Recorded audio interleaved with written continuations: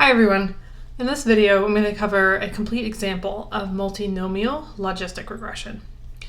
And you should have previously watched the video on binomial logistic regression, where we're predicting a true dichotomous, this or that outcome. In this video, we're going to cover multinomial outcomes, aka when you have more than two categories.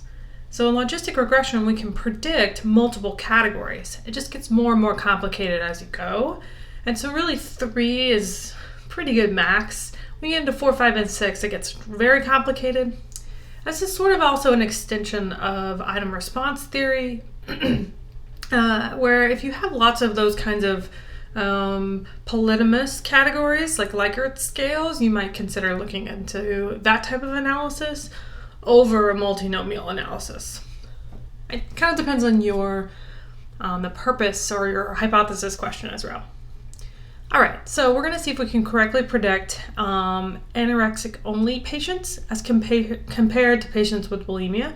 So we're looking at a diagnosis of anorexia, both, or bulimia, and we're picking a bunch of these different IVs. So our scales range from 1 to 4, where 4 is rated as high or bad. So you kind of think of like higher scores or worse, where the person is higher in weight, is fasting more, binging more, is more hyperactive, more concerned with body weight, and more negative body views.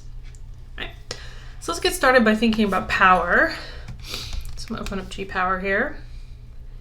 And G-Power doesn't really have a logistic regression. It has some options for categorical outcomes, but this is still regression, so we're going to use an F-test, linear multiple regression, fixed model, deviation from 0. So it's not necessarily the best way to sort of make this work, but it is one of the best options given what they have, because under chi-square tests, there's just chi. Under correlation, there is logistic regression, but there's a lot of things that might be complicated to someone who is kind of a novice at this. And so we'll kind of just stick with our best guess using regular multiple regression. Okay. All right, what we're going to do is estimate from a R squared or a pseudo R squared. So hit determine. We're going to, you can do from correlation coefficient is your best one, right? And so let's say, what did I do in my example here? I did a small effect size, so 0.01. Calculate and transfer to main. Right, alpha is 0.05, power is 0.8. And our number of predictors in this particular study is 8. So 1, 2, 3, 4, 5, 6, 7, 8. And so that tells me I am going to need 495 participants, which is quite a lot. And so hopefully this is better than a small effect size. Okay. So a very big switch from our traditional analyses is the data screening and the assumptions in a logistic regression are much less than normal. So these take a lot less time to run because they just don't have as many rules. Okay. So we still need to make sure that the data is accurate. So let's use the summary function to look at the range of our data and make sure it's not over the 1 to 4. And so if I take a summary of my data set, which I'll flip over to R in just a second, everything ranges from at least 1 to 4. Some of these are higher, and our diagnosis here is problematic because it's not listed as a categorical, and it needs to be. So let's work on that. It's just a bit bigger here. Right. So I'm going to set my working directory, and then I'm going to import the file. So our data set has our 8 predictors in this diagnosis, and I said this was the problematic column because it's not categorical.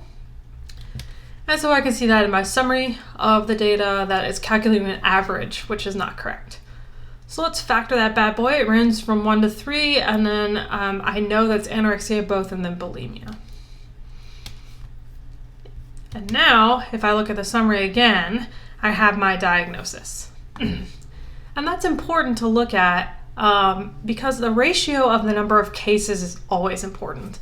when you're predicting a categorical outcome, it's always easier to predict the larger category because probabilistically, the larger category is more likely. So it's slightly problematic here that our anorexia category is nearly 3 times the size of both. So that's going to be a little bit difficult. You don't want to get into a 5-to-1 situation is the number that I've always heard.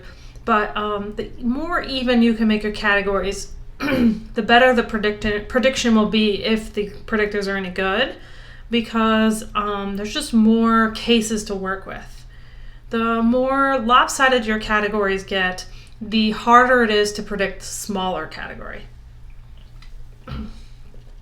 Okay, so what's going to happen since we're running a multinomial regression? We have to essentially dummy code the DV, which is what it's doing. So we're going to get dummy coded IVs for each DV. And so if you've looked at this in SPSS, it like splits them out. So what you actually get is 2 separate regression analyses, one for each pairwise comparison. But here in the R output, what's going to happen is it's going to plop all those together. So you're going to get predictors that look at the difference between anorexia versus both, and then anorexia versus bulimia, because our comparison category here is anorexia because it's first on the list. If you want different comparisons, you can use this ref level function in the mLogit package to change which one is the control group of the base comparison. So the 2 big things, make sure it's accurate, and then make sure that the ratio of cases is not so different between categories. I can see now that I don't have any missing data, and so I'll need to estimate the missing data or exclude it. So mostly we'll exclude it because we just don't have enough to meet that 5% category. Now, I also am concerned with additivity. This is still regression. So even though it's not a normal regression, so I don't need it to be linear or normal or homogeneic, I do want to still make sure that each variable adds something to the equation. And so generally the rule is 0.9 is where you'll hit multicollinearity, but we've talked in regression before at 0.7 you're wasting your power. So we're going to correlate these all except for the one with the DV. I'm going to use my symbols for numbers function to show me the symbols for it, and I'm looking for stars or B's. And so while these are correlated, some of them quite high, it does not seem to meet any of the problems.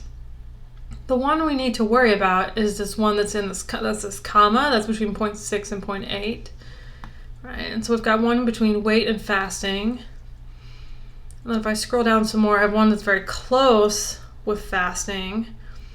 And then we have one that's 0.688 between purge and binging.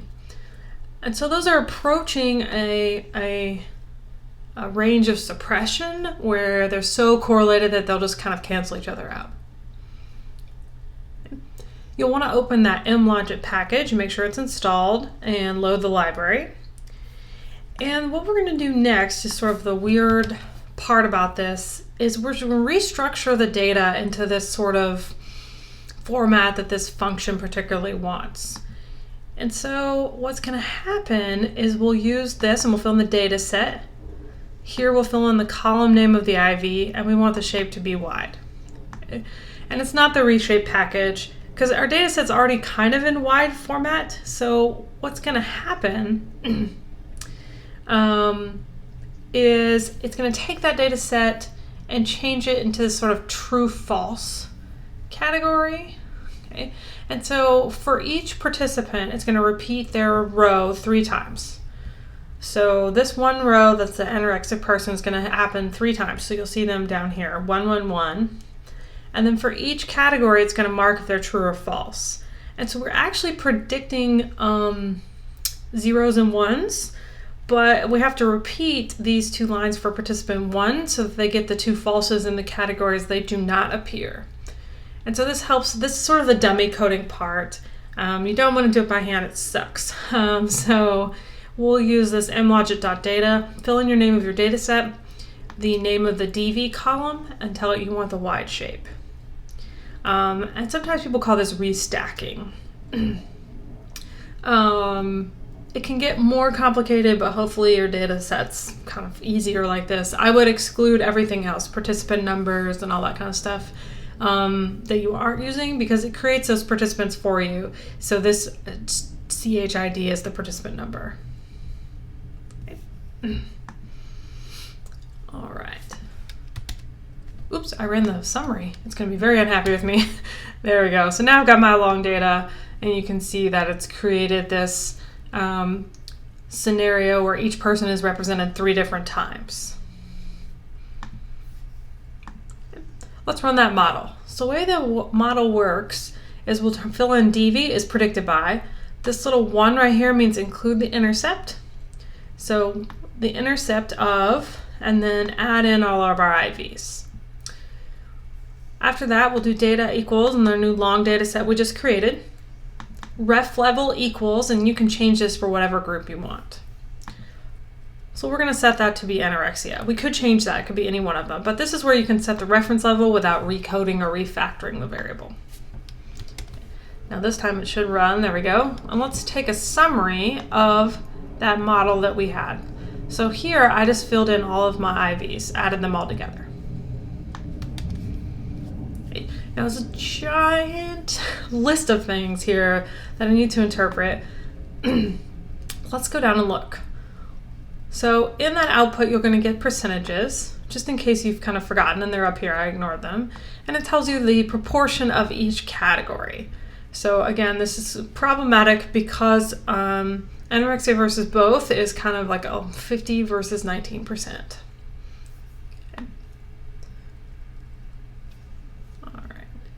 And then, like I said, an unfortunate amount of output in the not so pretty format. So it gives you each predictor for each of the equations.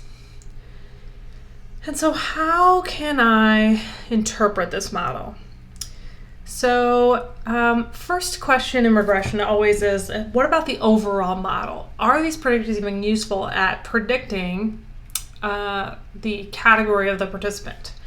And that answer is at the very bottom here, where this likelihood ratio test. So it's a chi-square test here. And the way you're going to write that up is chi-square, here's my chi-square number, p less than 0.001, and we're going to use the McFadden R-squared. Another popular option is the Nagelkirk pseudo R-squared. So be sure you put McFadden or pseudo R-squared in front of this so that people know you know what you're talking about. Because it's not true R-squared, it's pseudo R-squared. Okay. Now, where the heck did I get the 18 from? Okay. And that part is where you're going to count. So 1, 2, 3, 4, 5, 6, 7, 8, 9, 10, 11, 12, 13, 14, 15, 16, 17, 18. So that's what your degrees of freedom are. Okay. All right, so we predicted 31% of the variance, or the pseudo variance. That's a lot. So when the second question in regression is what predictors were important. So our model seems to be predicting which ones were most useful. Okay. And so the way I always do this is I take the predictor that I'm interested in over here. I make myself a little comparison table, so anorexia versus both, and anorexia versus bulimia. And so that's where the both bulimia things come in here. You can list all the ones that are non-significant as NS. And then now the interpretation of the significant ones. All right. These are not log odds. These are regular B estimates, which is why it's tested with T. And so the interpretation of them is similar to B. So for my bulimia group, as weight goes up, they're more likely to be in the bulimia category. So it's a positive predictor, which means they're more likely to be in the second group. Negative predictors, more likely to be in the first group. So you just have to remember that as it goes up, we're more likely to be second, or as it goes down, we're more likely to be first. Okay. So the more weight someone has, the higher probability of bulimia. That makes sense. For our fasting one, this one doesn't make quite as much sense. The higher the more fasting we see, the more bulimia we have, which is a little weird because that should really actually predict the other category. Okay. Now we come down here, purging for both of them is significant and it's negative. So people are in the anorexia group if they're more purging,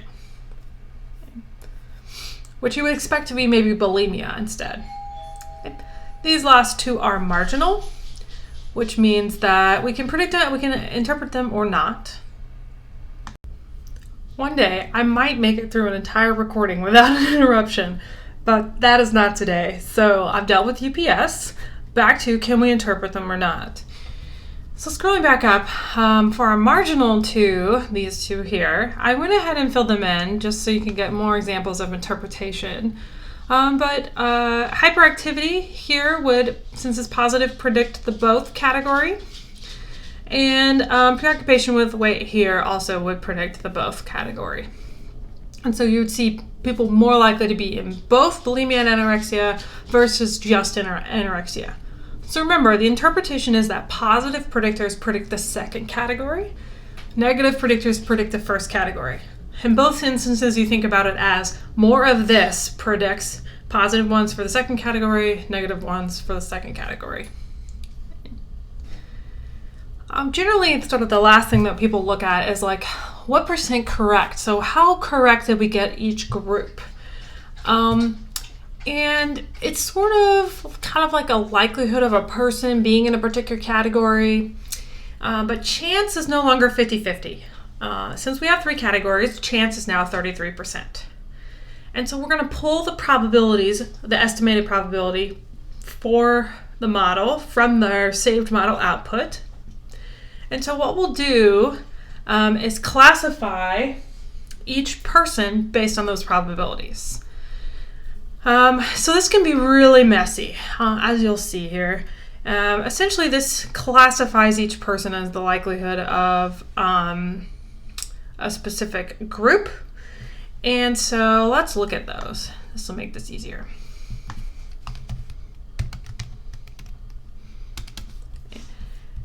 So what's happening is for each person, scroll up to the top here, I have the probability of them being in one group over another. And so here, this first person, they've predicted pretty high that they're in the anorexia group, and there's way less of a chance of them being in these other categories. And so across for each person, it'll add up to 100%. And this just kind of, we can use this particular information to classify them. So I'm going to save that as correct. And we're going to convert this from 3 columns into 1 column. And this crazy looking code here, what it does is it picks the column name of our correct little saved probabilities here. And then it picks which column has the maximum value. So let's look at this, just apply real quick. So remember, the apply function works on data frames. And what it does is it takes and calculates for this one for each row, so 1 for rows, 2 for columns, which max. So which max gives me the largest value per row. Okay. And so what that's done is it's tell me for the first so many participants, the first column is the maximum. But then I have to remember that anorexia is the first column. So the call names part of this pulls the name of the column instead of the column number. And so it's just a really handy way to figure out which category they were most likely to be represented in. And so now it just picks whichever one is maximum, but that can, like I said, can be very messy. If we look at this person right here, I would actually say it's a pretty even split between anorexia and bulimia, but because anorexia here is the maximum value, it is going to pick that one. So it will pick some very close calls, so to speak. So we're going to calculate that in sort of a binary correct sort of way, in the sense of like which one won for each person. And then I can take and make a table of their original diagnosis by their binary correct diagnosis. And that gives me a list of where each person fell. And so when we're looking at this, everything along the diagonal here is correct. So I was anorexic and I was classified as anorexic. So here, this is what you were, because we put that one first. And here's what we classified under the model, right? So real versus predicted. So everything down this diagonal here is correct. Everything off the diagonal is incorrect. So we want those middle numbers to be the highest. And we're not doing so hot at both. We're doing okay, bulimia. We're doing real good at anorexia, but remember, it's the biggest category. So to get the percent correct for each group, what you want to do is use the percent match divided by the total for that row. So going across here, because this is the real diagnosis. So we're going to do 92 divided by the total for that row, right? And so 92 plus the rest. So I don't know where I got 132 from, but here's the actual numbers.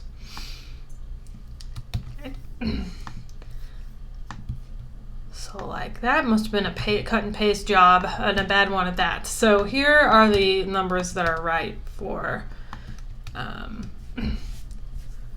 this particular example. So 92 divided by the row here. So for anorexic patients, we got 95% correct. That's really good. For both patients, we only got 22% correct. That's less than chance, so that's not really very good. And then for the last category, we got 51% correct. We're not doing too bad. Okay. For the last part, what we'll do is we'll fix our sheet here. Okay. Is you take the percent match of all of them, okay, and divide by the total number of n.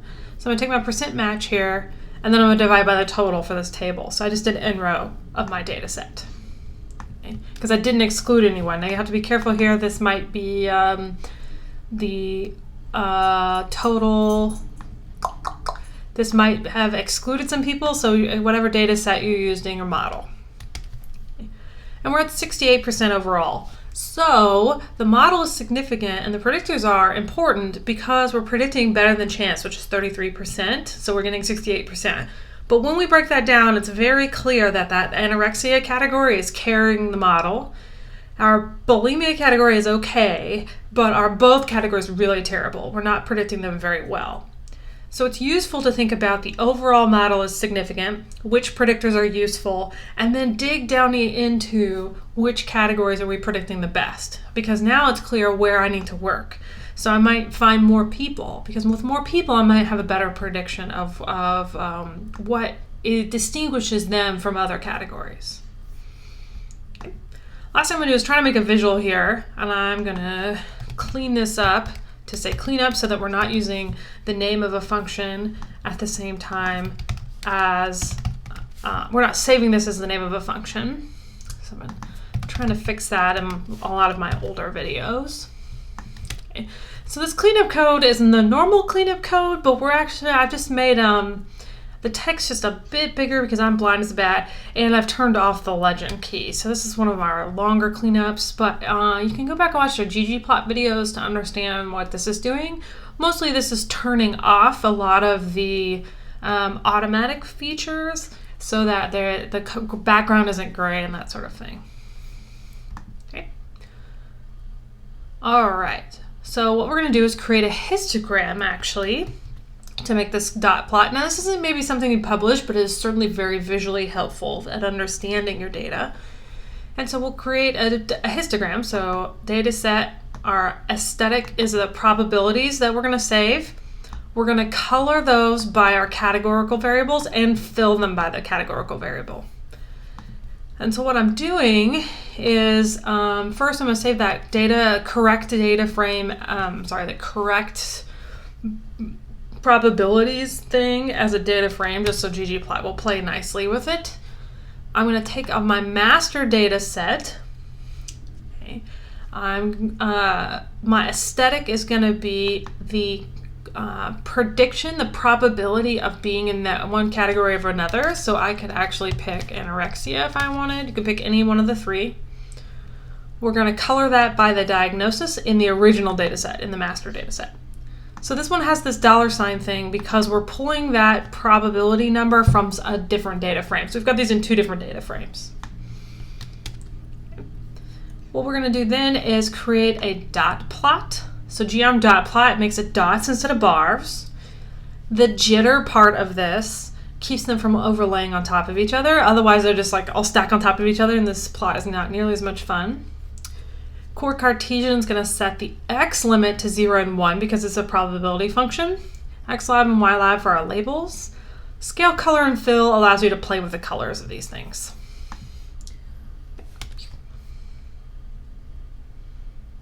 Okay, there we go. So this gives me the likelihood of anorexia. So this is the probability number from that anorexia sheet. And what you want to do here is now we're calculating anorexia. So we're going to look at the anorexia dots, the blue ones over here. And you want those to be on the higher end, really past chance here. So more of them here on the right. Okay. So these two bad boys over here we're missing the mark by a lot. Anybody here right on chance? So these dots here are people that were real close and we just don't have a good feeling for it. And as they get more and more to the right, we're getting them more and more correct. Then what we could do is just switch this to another category. So you can make this plot actually 3 different times. But now what we want to see is the bulimia, which are the red dots. We want to see them on the right. So the interpretation is always the more they're on the right, the better, the more right we're getting them, because it's calculating the probability of them being in that group. And so anybody who's sort of in this bottom third, we're getting them wrong and we're not doing very well. So we want the dots to shift more to the right for whatever group we're looking for. Okay. So in this group, I told it to plot bulimia, so I want the bulimic dots to be on the right, so the red dots here, and they're pretty even spread. Let's try that last category, the one we did pretty poor on. I'm also changing the X label just so I know what I'm doing. Okay. Now our both group is clear that this is just a hot mess. Right, so they're a little bit over here on the right, but these anorexic ones are incorrect, so they're being classified as both. And we can see that most of the dots tend to be on the bottom half of the graph, which is not good. Okay. So you can kind of play around with that. You can make the copy and paste and make it 3 different times.